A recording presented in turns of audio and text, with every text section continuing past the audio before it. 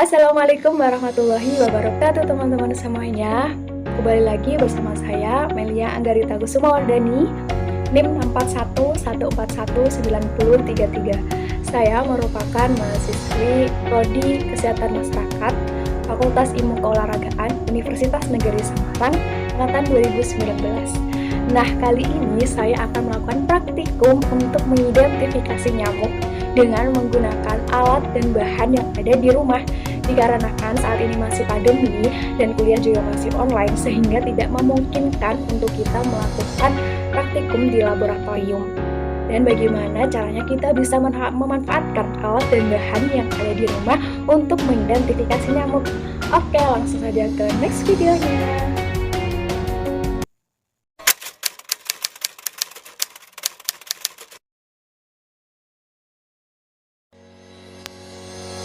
Sebelum masuk ke cara mengidentifikasi nyamuk, saya akan menjelaskan terlebih dahulu mengenai vektor nyamuk.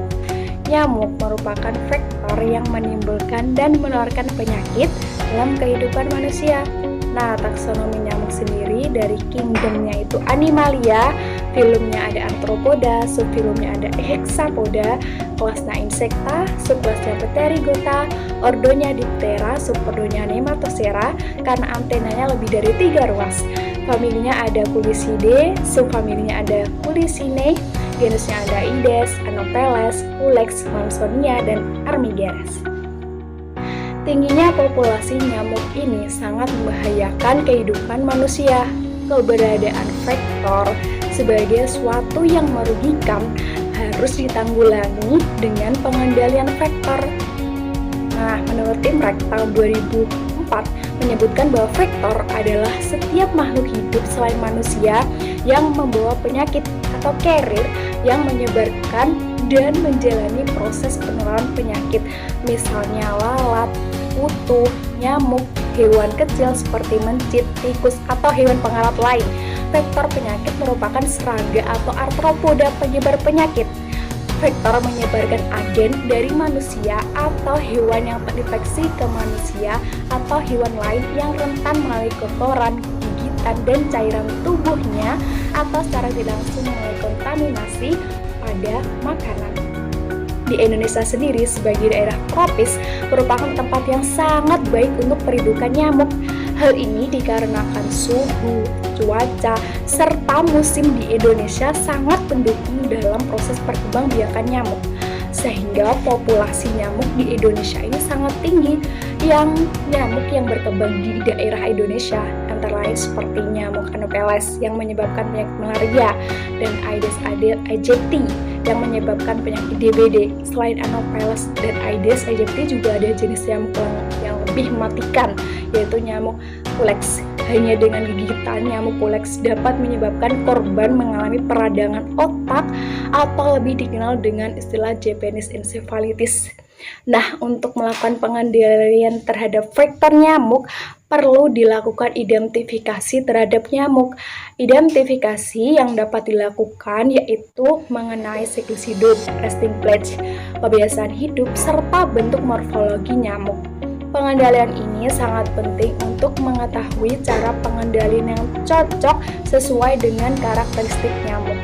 Nah, tujuan praktikum dalam praktikum ini yaitu yang pertama, memenuhi tugas praktikum mata kuliah pengendalian vektor, yang kedua mengamati morfologi nyamuk, dan yang ketiga mengetahui jenis spesies nyamuk.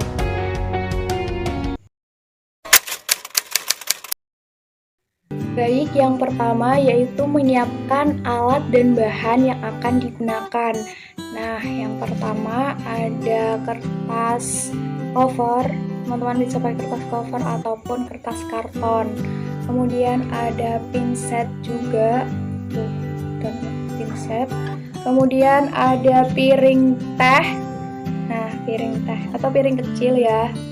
Terus ada kuteks bening, ini aku tumpahin atau taruh di tutup botol. Kemudian ada jarum pentul.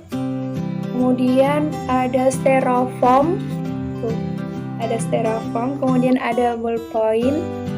Nah, terus ada kertas label, kertas label, terus ada gunting, ada tusuk sate, terus ada kuas juga ada, kemudian kapas, terus ada loop karena gak ada mikroskop ataupun loop, dan kamera HP itu juga kurang bagus, jadi aku pakai aplikasi loop. Teman-teman bisa download aplikasinya. Oke, kemudian yang terakhir alatnya itu APD. Teman-teman bisa pakai masker dan juga ini sarung tangan latex.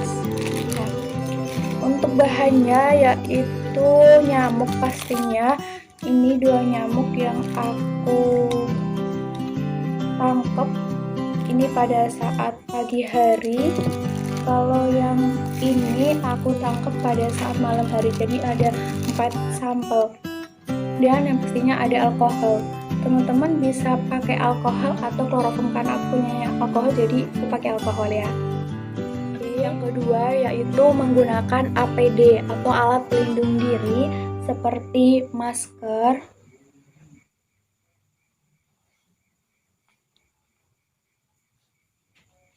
dan juga sarung tangan latex.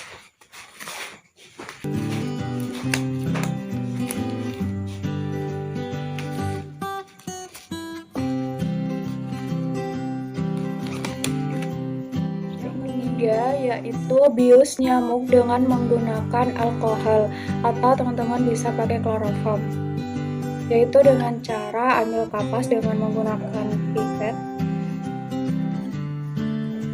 kemudian basahi dengan menggunakan alkohol.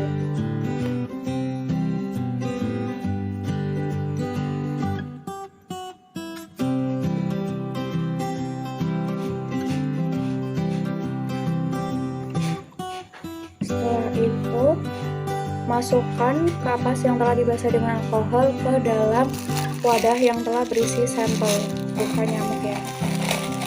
Pelan-pelan sampai nyamuknya itu keluar.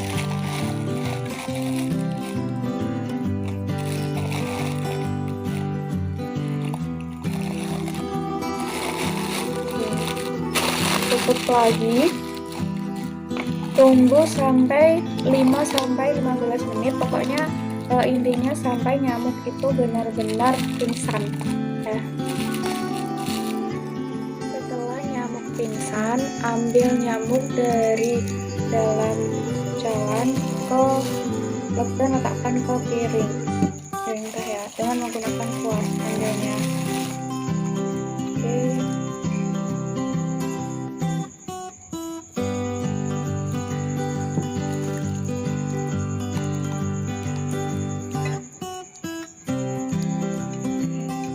Setelah itu yaitu gunting kertas covernya dengan bentuk segitiga siku-siku begini ya.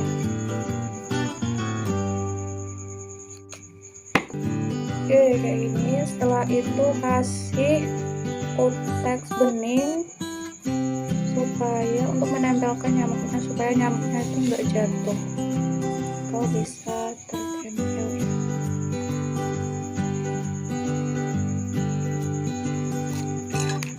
Kemudian taruh nyamuknya ke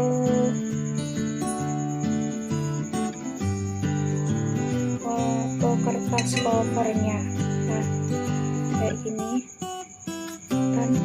Nah, setelah itu tempelkan ke styrofoam, kemudian kasih kayak gini, kemudian kasih label dengan format nama pemeriksa, kemudian jenis sampel, lokasi, waktu, tanggal, dan juga hari. Jadi kemudian tempelkan ke sini ya.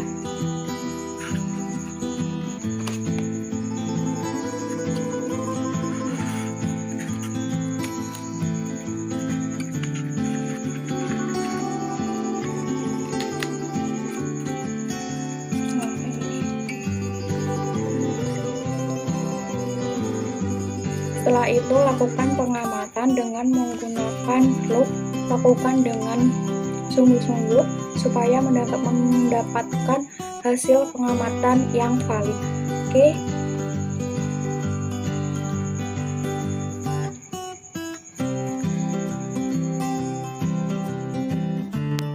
Jadi dari hasil pengamatan yang telah saya lakukan menunjukkan bahwa sampel 1 dan 2 yang saya tangkap di malam hari itu termasuk dalam nyamuk Culex XP. Kenapa? Dikarenakan dari hasil pengamatan yaitu menunjukkan ciri-ciri morfologi berupa tubuh berwarna coklat, abdomen di ujungnya itu tumpul, tarsal 2-5 itu lebih panjang dari tarsal 1, sayap bersisik dengan ujung yang runcing, proboscisnya itu tidak sama dengan palpinya. Nah, nyamuk Culex SP ini biasanya mencari darah pada malam hari kan. Nah, nyamuk ini berjenis kelamin betina karena nyamuk ini menggigit manusia, dan nyamuk Culex SP ini memiliki palpi yang lebih pendek daripada proboscisnya. Kemudian sampel yang ketiga dan keempat yang saya tangkap di pagi hari itu termasuk dalam Aedes aegypti. Kenapa? Karena bagian kepalanya itu memiliki sepasang mata majemuk dan antena yang berbulu. Setiap ruas dada itu ada sepanjang kaki yang terdiri dari femur, tibia, dan tarsus, yang mempunyai ruas yang terdiri dari kaki itu ada gelang-gelang putih, dan pada bagian tibianya itu ada juga kaki belang, ada gelang-gelang putihnya. Jadi bagian punggung juga terdapat gambaran garis-garis putih juga gitu. Nah, gambaran punggung nyamuk Aedes aegypti ini berupa sepasang garis lengkung putih atau disebut dengan lire ya. Nah, pada tepinya dan sepasang garis lengkung di submedial di tengahnya. Nah, parutnya itu terdiri dari 8 ruas, dan pada ruas-ruas tersebut itu dapat bintik-bintik putih. Waktu istirahatnya itu posisi nyamuk Aedes aegypti itu tubuhnya sejajar dengan bidang permukaan yang dihinggapinya yang saya temukan. Nah, nyamuk Aedes aegypti ini hinggap di tempat yang gelap. Nah, samakan pola aktivitas nyamuk ini di pagi hari pukul 7 waktu Indonesia Barat seperti yang saya temukan. Alat mulut nyamuk ini tuh tipe menusuk, penghisap, dan termasuk lebih menyukai manusia. Berarti masuk ke betina ya. Nah, nyamuk betina itu kan mempunyai antena tipe pilose, sedangkan nyamuk jantan itu tipe plumose ya. Oke, baik, itulah penjelasan sedikit dari hasil pengamatan yang telah saya lakukan pengidentifikasian nyamuk. Baik, alhamdulillahirobbilalamin, telah selesai sudah praktikum identifikasi nyamuk yang telah saya lakukan. Semoga bisa bermanfaat bagi teman-teman semuanya, dan wassalamualaikum warahmatullahi wabarakatuh.